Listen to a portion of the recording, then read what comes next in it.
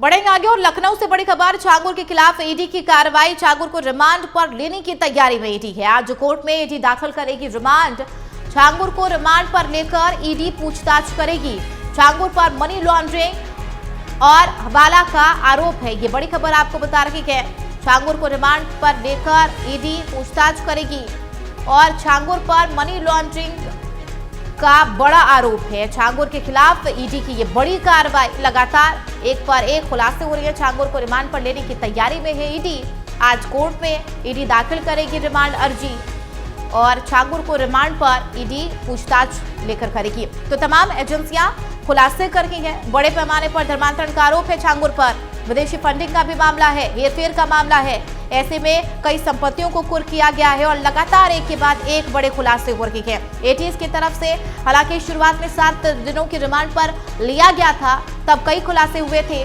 Bank account से संबंधित भी खुलासे हुए थे कि कौन कौन से जगहों से पैसे ट्रांसफर होते हैं, किसके अकाउंट में आते हैं।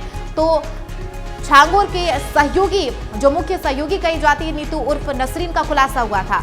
अब ईडी रिमांड दाखिल करेगी, इसकी अर्जी दाखिल करेगी और छांगुर को रिमांड पर लेकर ईडी पूछताछ करेगी। तो छांगुर पर मनी लॉन्ड्रिंग का ये बड़ा मामला है, बड़ा आरोप है।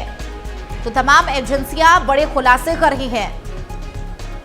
तो ये बड़ी खबर आपको बता रहे हैं। बड़े पैमाने पर धर्मांतरण का आरोप है छांगुर पर। उनके गुर्गे पर भी लगातार गिरफ्तारियां हो रही हैं, कार्रवाई की जा रही है, पूछताछ की जा रही है और पूछताछ के तहत और भी खुलासे होने की संभावना। समरता आशीष वर्मा हमारे साथ लाइव है। आशीष, जिस तरीके से छांगुर को लेकर एक के बाद एक बड़े खुलासे हो रही हैं, शुरुआती तौर पर एटीएस के रिमांड में 7 दिनों पर लिया गया था, उसके बाद भी कई बड़े खुलासे हुए, अब ईडी भी रिमांड पर लेगी। बिल्कुल चंदा, अगर देखा जाए जिस तरीके से अवैध धर्मांतरण मामले में छांगुर की गिरफ्तारी हुई, छांगुर की गिरफ्तारी के साथ साथ कई और अन्य गिरफ्तारियां हुई हैं। हालांकि जिस तरीके से कहा यह जा सकता है कि एटीएस ने 7 दिन की छांगुर की रिमांड ली थी और 7 दिनों तक एटीएस से काफ़ी पूछताछ की गई थी और काफ़ी खुलासे हुए थे। छांगुर से धर्मांतरण मामले में जो धर्मांतर किए गए हैं उस मामले में भी पूछताछ की गई। छांगुर की जो अवैध तरीके से धर्मांतरण के दौरान जो संपत्तियां बनाई गई हैं उस संपत्तियों पर भी अगर देखा जाए तो जांच की गई, कई बड़ी कार्रवाई की गई, संपत्ति ध्वस्त करने की भी कार्रवाई की गई। ऐसे में अब जिस तरीके से ईडी की भी एंट्री हुई इस पूरे मामले में, अवैध धर्मांतरण के मामले में ईडी की भी एंट्री हुई और ईडी भी लगातार जांच कर रही थी। ईडी ने अगर देखा जाए तो छांगुर से जुड़े करीब 15 अलग अलग शहरों में जो संपत्तियों का ब्यौरा निकाला, जो विदेशी जो फंडिंग का जो मामला था वो निकाल करके सामने लाई। ऐसे में अब ईडी भी कहीं ना कहीं कोर्ट में आज अर्जी डालेगी छांगुर और छांगुर की जो महिला सहयोगी है उसको रिमांड पर लेने के लिए।